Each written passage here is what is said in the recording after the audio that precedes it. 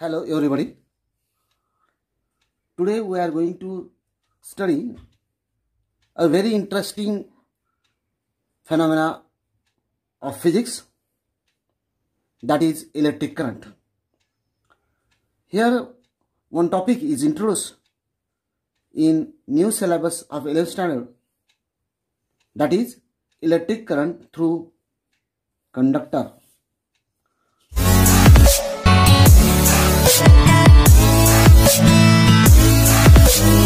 First of all, I would like to explain what do you mean by valence electron. As we know that metals generally a good conductor of electricity because it contains number of electrons. Actually, they are moving in all direction. That is called random direction. These electrons we will call it a free electron. In conductor, large number of free electrons are available. Generally, metals are good conductor of electricity. Why? Why metals are good conductor of electricity? We know that in metal, electrons are revolving around the orbit, fixed orbit. But in the last most orbits, electrons is free. And these free electrons are available for conduction of electricity. So that's why we say metals are good conductor of electricity. Suppose we consider a gas. This is a container of gas. Inside the gas, suppose this is an imaginary gas containing number of negative and positive charges. These are the charges in a gas. Infinite charges are there. Suppose we consider a plane. This is imaginary plane. This is imaginary plane P. This electron moving to suppose right direction, we will call it as a forward direction. And the electrons which are moving in the opposite to that, that is called backward direction. Here, in this imaginary gas, let us suppose Q plus are the charges moving in the forward direction and Q minus are the charges moving in the opposite direction, that is the backward direction. Here, the net charge Q is given by Q plus minus opposite direction Q minus. This difference Q plus minus Q minus is directly proportional to, means this Q is directly proportional to time. Okay. Here, this we can write down Q is equal to constant into T. This constant play very important role, that is nothing but the electric current. I is electric current, that is a constant of proportionality there. We can write Q is equal to I into T. Therefore, I is equal to Q upon T. This I is, we call it as the electric current, that is a ratio of Q means charge upon time. Means electric current I is equal to charge Q upon time T. Generally, This electric current I is measured in ampere. Q is measured in coulomb. And time t is measured in second. So these are the unit which are related to I, Q and T. Therefore, I ampere is equal to Q in coulomb and T in second. Therefore, the unit of electric current is coulomb per second. Suppose we consider for large amount of current, the unit is used ampere. When lightning takes place, that time near about 10,000 ampere current during lightning. While in case of household, electric current could be of the order of a few amperes. The unit of electric current is generally milliampere. It should be sometime microampere. It should be used as a nanoampere in semiconductor devices. So these are the unit of I in semiconductor devices. Electric current is possessed due to electric current is possessed due to positive and negative charge particle. Positive and negative charge particles. These particles, they takes part in the conduction of metals. As I told you, the free electrons are responsible for electric current.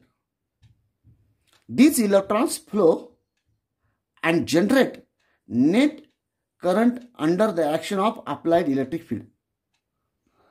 As you know that in our electric appliances, a steady electric current is continuously flow because of a steady supply, and this steady supply can be given by using cell and batteries. So electric current is due to the motion of free electrons, and these electrons can move because of the supply of electric field by cell or batteries. These are basic things related to electric current. Now we would like to explain a very important phenomena related to electric current, that is drift velocity, or we can say drift speed. So what is drift speed? This is a very, very important related to electrical. As we know that a conductor, suppose this is a copper rod, these are the copper rods, and either we know that these are the free electrons. This is a free electrons. Copper is a good conductor of electricity. It contains number of free electrons and they are moving in a random direction. The direction is not a fixed one. It is in all directions. This is called random direction of electrons. Okay, let us suppose this is a part we will show here. This small part I can show in large scale, the direction is not fixed. But when you supply electric field through a battery or a cell, when you apply electric field here, then what happens? The electron, they are negative charge particle, they start to move the positive terminal of battery, right? In this way, not all, but few of the electron, they are moving in the opposite to that direction. That electron are known as drift electron. The number of drift electrons are few as compared to this one. They are moving in the opposite direction of the electron. Suppose this is direction of electrons. Okay. Electron in this metal, and this is the direction of drift electron. Right. Here the direction of electric current in this direction. This is the direction of electric current. As you know that electric current is moving from positive terminal to negative terminal. The velocity of this electron is supposed to be Vd. Vd, that is the velocity of drift electron. Vd. Okay. As we know that n be the number of electrons, E be the charge on electron, and A is a area of cross section or cross section area. Area of cross section or cross sectional area. The length of the conductor is supposed to L. L with the length of the conductor. L, total length of conductor. And we can say the charges Q moving in the direction of I is given by N with the total number of electrons, area A, and L with the length of the conductor, and E with the charge on electron.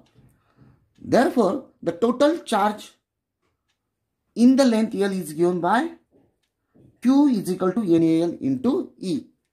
As we know that the value of E is 1.6 into 10 to the power minus 90 coulomb. This is for your knowledge. Charge on the electron. The total charge that move through the cross section. Suppose this is a cross section there. Is the area of cross section. How many charges are moving through the cross section of the wire in the time interval T? T with the time interval. In that time interval, how many charges flow?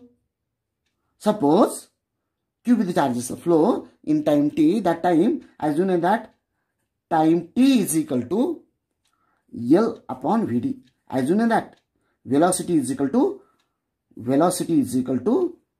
displacement upon time. This is formula I use here. Therefore, time is equal to displacement upon velocity. L is the displacement.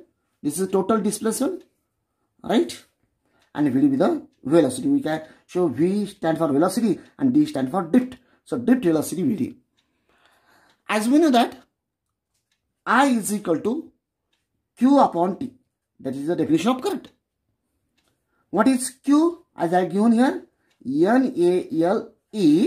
This is the formula for Q. Okay. Upon T. T is nothing but L upon Vd. As I mentioned here, this is the formula for T. So we can write down I is equal to NaLe into Vd upon L. This L get cancelled, and we get I is equal to NaEVd. Okay, NaVd. But we write down Vd is equal to Ni divided by NaE. It is very simple. This is very interesting phenomena here. Drift velocity Vd is equal to I divided by NaE. You know each and every quantity here. Drift velocity Vd is equal to I upon Ne. But one thing here, I would like to express this Vd in the other form. Vd is equal to J divided by Ne. Why? Because I, current upon area, is nothing but the current density. We can define it as a J, current density. Electric current per unit area is known as current density. So I remove this I by A over here. I write down Vd is equal to J divided by Ne. So this is very important formula for drift velocity. Vd is equal to J upon Ne. Therefore, J is equal to, I can write down Ne into Vd. J is a directional quantity, Vd is also directional quantity. So Ne is negative. Ne is negative because it is number, and if the charge on electron, that is a negative charge, so that total quantity is negative. J and Vd have opposite direction. J and Vd have opposite direction, and Vd is drift velocity. So here this velocity is occur due to this confusing electron. Means the electron, they are moving in the opposite direction of the electric field. That is called drift electron, and the velocity of that electron is nothing but the drift velocity. So this is something very important things related to drift velocity. We learn about the Ohm's law. What is Ohm's law? What are the physical origin of Ohm's law? What are the limitations of Ohm's law? We will study in this lecture. German scientist Georg Simon Ohm, he has discovered the relationship between electric current and potential difference in 1828, and that relation is called Ohm's law. The statement of the Ohm's law is like this: the electric current I through a conductor is directly proportional to the potential difference V applied across its two ends, provided the physical state of the conductor is unchanged. It is very simple statement. We can learn with the help of mathematics. Suppose this is a conductor. These are the two ends, let A and B at the ends. These two ends are connected to a battery or cell. This is positive and negative terminal. I be the current and V is the potential difference. Then according to this law, the current I is directly proportional to potential difference V. Means we can write down I is directly proportional to V, or V is directly proportional to I, one and the same.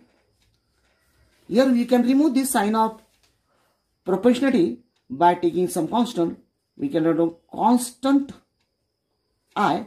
We replace this constant by using R, where this R is a constant of proportionality and it's called resistance. R is a constant of proportionality, we call resistance of the conductor. What is resistance? We will see next. That is opposition to flow of electrons. Why this opposition takes place? What are the what are the responsibility for that opposition? That is nothing but the next part of the lecture. Therefore, we write down R is equal to V upon I. R is measured in terms of ohm. The unit of R is ohm, denoted by this letter omega. We know that V is measured in volt, denoted by V. I is in ampere, denoted by I. Therefore, we write down omega is the unit of R, ohm is equal to volt upon ampere. So, we define 1 omega, 1 ohm is equal to 1 volt upon 1 ampere. This definition we should learn now. A resistance is said to be 1 ohm. A resistance is said to be 1 ohm if 1 ampere current passing through the ends of the conductor having potential difference 1 volt. Means here, if the potential difference of 1 volt across a conductor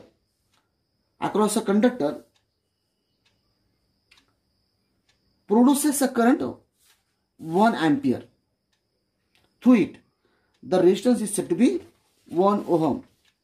Therefore, we can write down the reciprocal of this 1 upon R is equal to I upon V. The reciprocal of this is known as conductance. Conductance is reciprocal of resistance. Generally, it is denoted by capital C. Therefore, C is equal to 1 upon R is equal to I upon V. One beautiful things related to Ohm's law is that if you draw a graph, x-axis, this is y-axis. Along this x-axis, if you take I, and along this y-axis, if you take V, that is the potential difference, and you draw a graph. This graph is straight line for ideal Ohm's law. But generally, for good conductor, we cannot this straight line, we get like this. This is a red line graph for good conductor. So why this difference takes place? That is very important things that we will study in the next article. Why this red line cannot match with this black line? Why the good conductor not exactly match with the ideals? What are the limitations there? What are the drawbacks occur there? Now we learn. Next and important thing is that physical origin of Ohm's law. As we know that in a conductor, see here, the electrons are moving in a random direction. These are mobile electron, mobile charge electron. It is assumed that these conduction of electrons are free inside the volume of the conductor. They are free. They are freely moving inside the volume. The motion is not in fixed direction. This motion is random motion. Randomly they are moving in all possible directions. When they are moving, that time they are colliding with each other. This collision is, we know that the perfectly elastic collision, that simultaneously they collide on the wall of this iron also. So this is iron piece. They collide on this iron piece also. And here we observe that E be the electric field intensity. So we apply some electric field here. It will be the electric field. That time the charge is moving because of these electric fields. The force acting on the electron is given by F is equal to E into E. Let us suppose M be the mass of the electron. Then we know that according to Newton's law, F is equal to ma. M is the mass, A stands for the acceleration. Therefore, acceleration A is equal to F divided by M. But F is E upon M. This is the acceleration of the electrons. The type of collision the conduction of electron undergo is such that the drift velocity attained before the collision has nothing to do with the drift velocity after the collision. Suppose tau, let us consider tau be the average time between two successive collisions. Time between two successive collisions.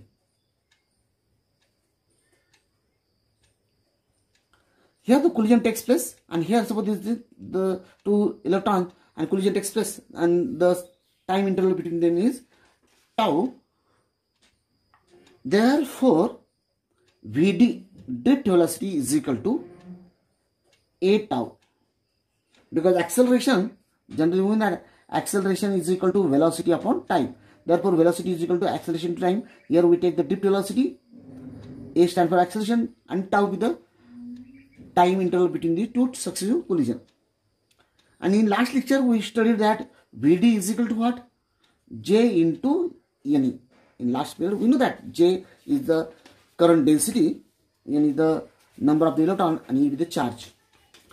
Therefore we write down this Vd, the value of Vd is J upon Ne is equal to J upon Ne is equal to a tau. A tau. But what is A? We have discussed here. Jne is equal to A E, that is acceleration, tau upon m.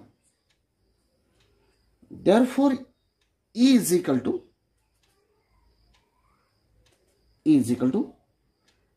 m J is equal to mj into E, that is E square n tau. I will shift in one bracket. I just arrange this term. E is equal to jm E into E, that is E square n tau. Okay. So electric field E is equal to this bracket. I will call it the rho J, as rho is equal to m E square n tau. M is a mass, that is a constant. E is a charge on the electron, that is constant. E number of electron, that is constant, and tau is constant. So all are constant. So we can say that the rho is a resistivity is constant for particular metals.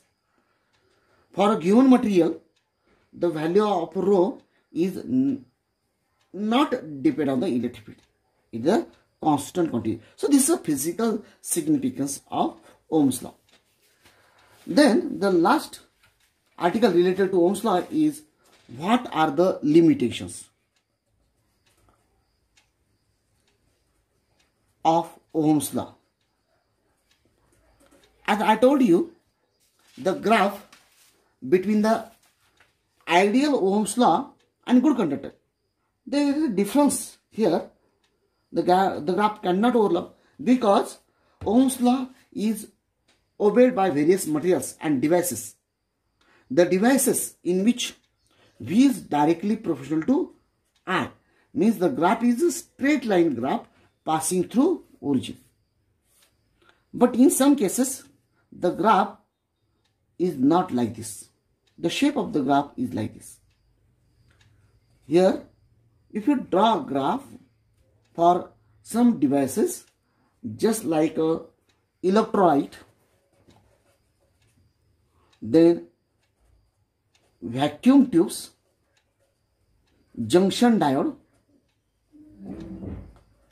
in this thermistor, etc.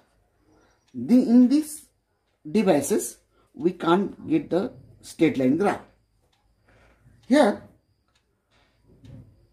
in some devices, we get this graph. This device is known as a non-ohmic, and the graph in which we get the straight line graph, that is called linear devices or ohmic devices or ohmic devices. Here, the two devices which obeys Ohm's law and which do not obey Ohm's law, these are the IV characteristic.